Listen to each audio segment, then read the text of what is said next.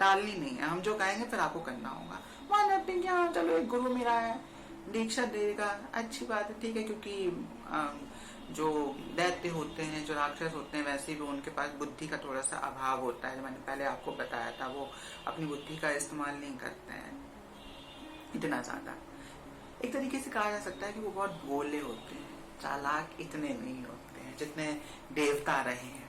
मेरी इस बात से लोग ऑफेंसिव भी हो सकते हैं, बट मेरा ऐसा मानना है कि दैत्य लोग जो होते थे कंपैरेटिवली देवताओं से मतलब मेरा इंद्र आदि लोग से है, वो लोग बहुत चालाक होते थे। लेकिन राक्षस लोग इतने चालाक नहीं होते थे। हाँ, वो अपनी शक्तियां अर्जित करते थे, लेकिन वो चालाक नहीं होते, क्योंकि अगर चालाक होते तो वो हमेशा देवताओं की कई बातों में फंसते नहीं।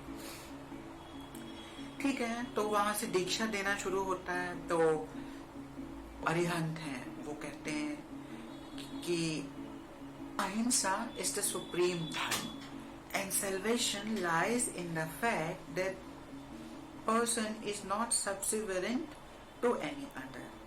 This is the thing which has been written in the translated form of Shiv Puran. तो इसका मतलब क्या है कि जाहिर सी बात है, अहिंसा जो है वो आपका धर्म में सर्वोपरि आता है। आपको मुक्ति तब मिलती है जब आप किसी के अधीन नहीं होते हैं, आप सबमिसिव नहीं होते हैं। अब देखिए, इसके बहुत सारे मतलब हैं। सैल्वेशन मतलब मुक्ति का मतलब जब आप किसी के अधीन नहीं है, इसका मतलब कि आप सबसे ऊपर हैं। तो जब आप सबसे ऊपर होंगे तो आप उल्टे काम करना शुरू करेंगे। फिर उसके बाद जो चैरिटी है, चैरिटी जो है वो 4 कामों से आती है। आप सुरक्षा दें लोगों को, आप औषधि प्रोवाइड नहीं कराएं, आप औषधि है वो लोगों को दें, यही अपभ्रंश भाषा है। और आप शिक्षा दें और लोगों की क्षुधा का नाश करें, मतलब लोगों की भूख मिटाएं।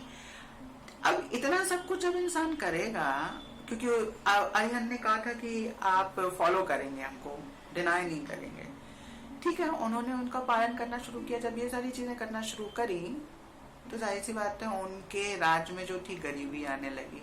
जब गरीबी आने लगी तब फिर वो गलत रास्ते पे चले गए, क्योंकि गरीबी आएगी तो फिर इंसान तब तक सही काम कर लेता है जब तक उसके पास सारे ऐशो आराम होते हैं। जब गरीबी आती है तो फिर तो उसको कुछ करना। और एक चीज उस अरिहंत ने और भी बोली कि जितना भी कंफर्ट है वो सारा जो है वो सजेस्ट करता है आपके स्वर्ग को, कि अगर आपको कंफर्ट चाहिए तो आपको वो स्वर्ग है, जितना भी कंफर्ट है वो स्वर्ग में है बेसिकली।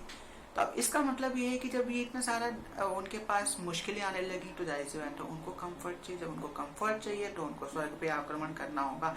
जब वो स्वर्ग पे आक्रमण करेंगे तब ये होगा कि नहीं, वो तो देवताओं की जगह है, आप क्यों आए, तब ही उनके नाश का जो है ना वो सारी स्टोरी शुरू हो जाएगी। फिलहाल नरेशन में ये नहीं है कि उन्होंने स्वर्ग पर आक्रमण किया, बट ये है कि उन्होंने दरिद्रता शुरू करी। जब दरिद्रता शुरू हो गई तब सारे देवी देवता और ये सब लोग जाते हैं शिव के पास कि भाई देखिए, अब तो ये जो आपके भक्त थे वो ऐसे ऐसे गलत काम करने लगे हैं, अब आप इनका नाश कीजिए।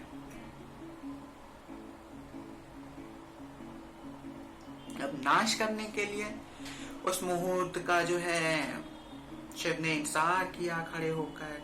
फिर एक दिव्य रथ तैयार किया गया। दिव्य रथ में जो मंदार और मेरु पर्वत थे उन्होंने उसका रथ तैयार किया। जो आदित्य थे उन्होंने जो पहिए होते हैं रथ के, उसकी तीलियां बन के लगे, 12 आदित्य जो होते हैं। फिर जो सूर्य और चंद्रमा है वो 2 पहिए बने। उसी प्रकार से जो आपका जो अग्नि था वो तीर की नोक बना, और जो तीर है वो विष्णु बने। और जो प्रत्यंचा थी वो जो है, जो शिव का जो गले में या हाथ में करकोटक जो लटका रहता है सांप, वो धनुष की प्रत्यंचा बना। और इस हिसाब और फिर इतना सा और भी बहुत सारे देवी देवता ने कंट्रीब्यूट किया अपने अपने हिसाब से, और शिव को तैयार किया गया। और फिर शिव खड़े हुए और उन्होंने आसमान में ऐसे करके, आइकनोग्राफी में आता है ना कि उन्होंने आसमान में जाकर उस दिव्य मुहूर्त में तीर चलाया। पशुपत जो तीर था शिव का कुल मिला के शिव का जो तीर है वो पशुपत है और शिव का जो धनुष है वो पिनाक है, लेकिन यहाँ पर पिनाक हम नहीं कहेंगे क्योंकि एक दिव्य धनुष बनाया गया जिसमें ये सारी चीजें थी। और शिव ने जो है उसको आसमान में छोड़ा और एक ही बार में उस तीर ने तीनों पुर को भेद दिया और इस प्रकार से त्रिपुरांतक का अंत हुआ। आगे बढ़ते हैं, अब हम बात करेंगे कि आइकनोग्राफी को किनारे रखते हुए कि स्कल्पचर्स में इसको कैसे दिखाया गया। स्कल्पचर्स में मेनली आप देखेंगे कि आलीढ़ मुद्रा में, आलीढ़ जो हम पहले ही बता चुके हैं, आलीढ़ मुद्रा में शिव खड़े हुए होंगे और वो आसमान में तीर चला रहे होंगे और उनके इर्द गिर्द सारे देवी देवता खड़े, क्योंकि सारे देवी देवताओं ने कंट्रीब्यूट किया था। और जब शिव तीर चलाने जा रहे थे तो आकाशवाणी से एक आकाशवाणी हुई थी कि आप तब तक जो है त्रिपुर का नाश नहीं कर सकते जब तक आप गणेश को गले नहीं लगाते, तब तक वो सक्षम नहीं थे त्रिपुर का नाश करने में। तो ये सुनने के बाद गणेश को शिव और भद्रकाली दोनों ने मिलकर गले आलिंगन किया, मतलब गले लगाया और फिर उन्होंने नाश किया। तो गणेश भी आपको इस एपिसोड में कहीं ना कहीं खड़े दिखाई देंगे क्योंकि गणेश जो है वो इम्पोर्टेंट रोल प्ले कर रहे हैं। उसके साथ जब युद्ध हुआ शिव का राक्षसों के साथ, जाहिर सी बात है कि जब त्रिपुर का अंत करेंगे तो अकेले नहीं होगा, तो और भी राक्षस आएंगे लड़ने के लिए, क्योंकि मुहूर्त जब आया तब उन्होंने तीर चलाया, लेकिन तैयार तो वो पहले ही हो गए ना, बहुत समय पहले।